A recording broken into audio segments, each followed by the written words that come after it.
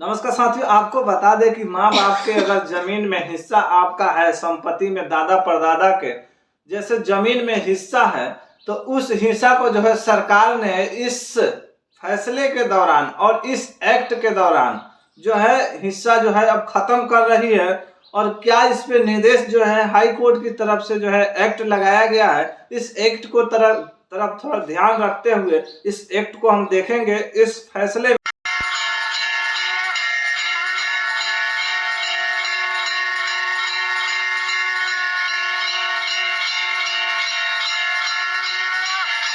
कि दादा परदादा के नाम से जो संपत्ति था आपका, उसमें से इस एक्ट के द्वारा कैसे खत्म कर रहे हैं आपके संपत्ति को, और आपके जो हक है उस हक को किस तरह से माँ बाप की जमीन में सबका हिस्सा खत्म लागू हुआ नए नियम। तो इस नियम को जरा हम पढ़ते हैं कि भाई क्या इसमें सरकार ने क्या एक्ट लगाया है कि दादा परदादा का नाम का जो जमीन है उसमें से अगर दादा परदादा है और तो चलो हमारा एक्ट खत्म होता है, लेकिन नहीं रहने के बाद एक्ट क्या लगता है कि हमारा कैसे नियम खत्म होता है। इस चीज को जो हम शुरू से अंत तक इस वीडियो में बात करेंगे, और शुरू से अंत तक आप लोग वीडियो में बने रहिएगा और चैनल पे नए तो सब्सक्राइब कर लीजिएगा, और जाते जाते प्यारा सा लाइक वीडियो देखने के बाद ही कर जाइएगा, क्योंकि इससे मोटिवेशन मिलता है मुझे, आप लोगों को मोटिवेट वीडियो देता हूँ। तो चलिए हम शुरू करते हैं। इस पे क्या प्रॉपर्टी एक्ट के द्वारा लिखा गया, इस प्रावधान क्या आया है। प्रॉपर्टी राइट इन इंडिया, बेटे और बेटी का पिता के संपत्ति में अधिकार जाने कानून के तहत क्या है अधिकार। भारत में संपत्ति के अधिकार प्रॉपर्टी राइट एक्ट महत्वपूर्ण विषय है, खासकर जब बात पिता की संपत्ति में बेटे और बेटी के अधिकार की होती है। भारतीय समाज में लंबे समय तक बेटियों की संपत्ति में बराबरी का हक नहीं दिया जाता। कानूनों के सुधार गया था, लेकिन आपको बता दें कानूनों के सुधार में अब बेटियों को भी पिता की संपत्ति में समान अधिकार प्राप्त है। इस वीडियो में हम आपको बताने जा रहे हैं कानून के तहत बेटे और बेटी को पिता के संपत्ति में क्या क्या अधिकार मिलते हैं और इसमें जुड़े मुख्य पहलू हैं। ये विस्तार से जानते हैं कि इस विषय पर पिता की संपत्ति में बेटे और बेटी की अधिकार क्या है। भारत में पिता के संपत्ति पर बेटी और बेटे की दोनों का सम्मान जो है हिंदू उत्तराधिकार अधिनियम 1956 के सेंसन एक्ट और 1900 और इसके 2005 के सेंसन के द्वारा 2005 के संशोधन ने बेटियों को अधिकार दिया है। पहले बेटियों केवल शादी से पहले तक ही पिता के संपत्ति पर दावा कर सकती थी, लेकिन अब यह नियम बदल चुका है। पिता की संपत्ति दो प्रकार की होती है, अर्जित संपत्ति यानी सेल्फ फैक्चरस प्रॉपर्टी, जो संपत्ति पिता ने खुद अर्जित की हो। पैतृक संपत्ति एक्सटर्नल प्रॉपर्टी, जो पीढ़ी दर पीढ़ी चली आ रही है। जैसे आपके दादा परदादा के नाम से जो जमीन चली आ रही है उस जमीन को जो है एक्सटर्नल प्रॉपर्टी कहते हैं। उसके बाद है दोनों प्रकार की संपत्तियों पर बेटे और बेटी का अलग अलग अधिकार होता है। बेटे का अधिकार बेटा का हमेशा से पिता के पैतृक और अर्जित दोनों प्रकार की संपत्तियों में होता है। अगर पिता की मृत्यु बिना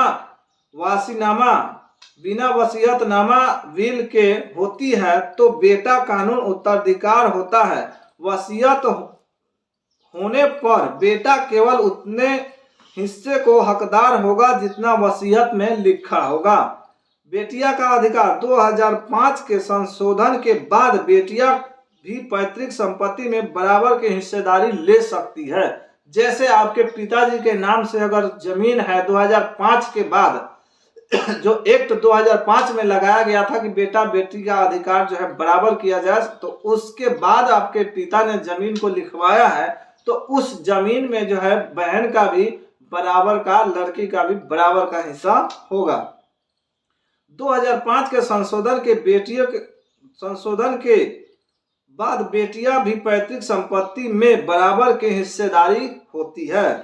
शादीशुदा बेटियां भी अब अपने पिता के पैतृक संपत्ति पर दावा कर सकती है। अगर पिता है तो बेटी का उतना ही हिस्सा मिलेगा जितना वसीयत में लिखा गया हो।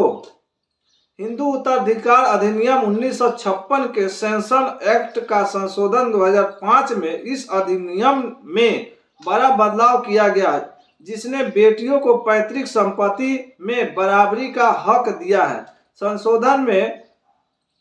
संशोधन से पहले बेटियों को केवल तब तक हकदार थी जब तक उनकी शादी नहीं होती थी। 2005 के पहले जो भी पैतृक संपत्ति था या पिता के संपत्ति था, उस संपत्ति में जो है 2005 के बाद 2005 के पहले जो लड़की का आप शादी कर देते थे, उस शादी के बाद उसका पैतृक संपत्ति से जो है आपका नाम हट जाता था। वो लड़की जो है अब अपने घर वाले जाकर के वहां पे ससुराल में उनका एक्ट बनता था। लेकिन जो है 2005 के बाद सरकार ने अहम फैसला लेते हुए जो एक्ट नियम बनाया था कि बेटा बेटी बराबर, तो उसमें जो है उसके बाद से जो है पैतृक संपत्ति में जो है दोनों का हिस्सा बराबर हुआ, हकदार थी जब तक उनकी शादी नहीं होती थी। लेकिन अब शादीशुदा या अविवाहित हर बेटी को समान अधिकार मिलता है।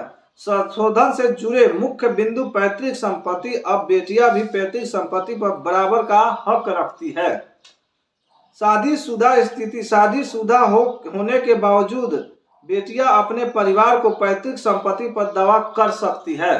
यानी शादी अगर कर भी दिए तो आप बेटी चाहे तो आपके संपत्ति पर हक जमा सकती है, वरना आपका प्यार दुलार है तो वो छोड़ भी सकती है। आपको लिखित जो है नो ड्यूज एनओसी जिसे कहते हैं, नो ड्यूज सर्टिफिकेट भी आपको दे सकता है। उत्तराधिकार: अगर पिता की मृत्यु बिना वसीयत के होती है तो बेटी भी कानूनी उत्तराधिकार मानी जाएगी। विभिन्न धर्मों के अनुसार संपत्ति का अधिकार है। जरा धर्म के अनुसार भी मुस्लिम और हिंदू धर्म में जो है एक्ट बनाया गया, उससे भी आप समझ लीजिए जरा।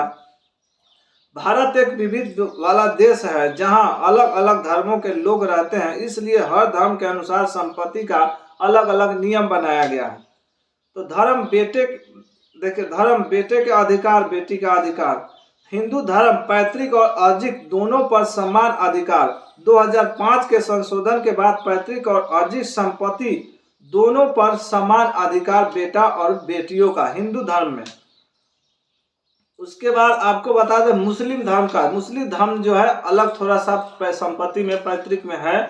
तो देख शरिया कानून लागू होते हैं कि बेटा अधिक हिस्सेदार होता है, बेटी को बेटे से आधा हिस्सा मिलता है। यानी कि आप अगर जब मुस्लिम में भी मिलता है, पर मुस्लिम में आपको बता दें कि 3 हिस्सा जो है बेटे को मिलेगा और 1 हिस्सा जो है बेटी को दिया जाएगा। इनका जो है एक्ट दूसरा बनाया गया है। देखिए एक ही धर्म में, राष्ट्र में, एक ही धर्म में देखिए क्या क्या चीज़ों को प्रावधान कैसे चेंज किया गया है। अब आइए ईसाई की बात करते हैं। ईसाई में है वसीयत, बिना वसीयत दोनों स्थिति में समान अधिकार है। यानी कि बेटा और बेटी का ईसाई में दोनों हिंदू धर्म के अनुसार है, पर मुस्लिम धर्म में जो है 3 हिस्सा बेटे को और 1 हिस्सा बेटी को दिया गया है। बाकी फैसले दिए हैं जो बेटियों को पक्ष में रहे हैं। इसमें कुछ प्रमुख फैसले इस प्रकार है। विनीत शर्मा बनाम Rakesh Sharma case 2020 supreme court ने स्पष्ट किया कि 2005 संशोधन रेट्रोडक्टिव पिछली तारीख से लागू होगा। प्रकाश बनाम फुलवाता किस 2015 कोर्ट ने कहा कि अगर 2005 से पहले पिता की मृत्यु हो चुकी है तो बेटी की पैतृक संपत्ति का हकदार नहीं होगा। अगर पिता, अब इसमें भी ऑब्जेक्शन आता है कि अगर यदि आपके पिता 2005 से पहले मर चुके हैं तो उस बेटी को जो है पैतृक संपत्ति में से हिस्सा नहीं दिया जाएगा। आपने देखा होगा कि सर्वे में बुआ के बहन की मतलब कि नाम जनाना जरूरी था। तो इस पे भी जो सुप्रीम कोर्ट का ये फैसला मैंने जो सुनाया हूँ, ये सुप्रीम कोर्ट ने सुनाया है कि जो है 2005 के पहले आपके पिताजी अगर मरे हुए हैं, कि बाबा जी मरे हुए हैं, तो उस संपत्ति में वंशावली में बहन बेटियों का नाम देना जरूरी नहीं है, क्योंकि जो है उनके नाम से जो भी जमीन है उनका डायरेक्ट उसके लड़के पे आते हैं। अगर पिता अपनी संपत्ति को लेकर कोई वसीयत बनाते हैं तो वह अंतिम निर्णय माना जाता है। वसीयत न होने पर हिंदू उत्तराधिकार अधिनियम लागू होता है। वसीयत बनने से फायदे परिवार विवाद कम होते हैं। हर सदस्य को पता होता है कि उसे कितना हिस्सा मिलेगा। कानूनी प्रक्रिया के आसान होता है। अब आपको बता दें, हिंदू एक्ट के अनुसार कानूनी प्रक्रिया ये भी पता होता है आदमी को कि जो है इस हिस्से में हम अगर 4 भाई हैं तो हमारा अगर 1 बीघे जमीन है तो 5 कट्ठा जो है हमारा बनता है। लेकिन जो है एक्ट के अनुसार बता दें कि उसमें अगर 2 बहन भी है आपको तो कम ही पड़ेगा, आपको 2 बहन का भी हिस्सा देना पड़ेगा। वसीयत बनने से फायदे परिवार विवाद कम होते हैं। हर सदस्य को पता होता है कि उसे कितना हिस्सा मिलेगा। कानूनी प्रक्रिया का आसान होता है। विवादों को बेचने या उपाय कम करने में जो है बहुत बड़ी निर्णय लेते हैं। भारत में बेटे और बेटी दोनों को समान रूप से पिता की संपत्ति पर अधिकार प्राप्त है। यह बदलाव समाज में लैंगिक समानता, जेंडर इक्वलिटी लाने का बड़ा ऐलान कदम। हालांकि विभिन्न धर्मों में व्यक्तिगत मामले के आधार पर कुछ विभिन्नताएं हो सकती है, पर जो है हिंदू एक्ट के अनुसार जो बनाया गया है उसमें जो है बेटा और बेटियों को सम्मान जो है बराबर दिया गया है और दोनों का पैतृक संपत्ति में हिस्सा बराबर की बनती है। बाकी आपको कैसा लगा इस वीडियो में कमेंट करके जरूर बताइएगा। मिलते हैं किसी नेक्स्ट वीडियो में, जब तक के लिए जय हिंद, जय भारत।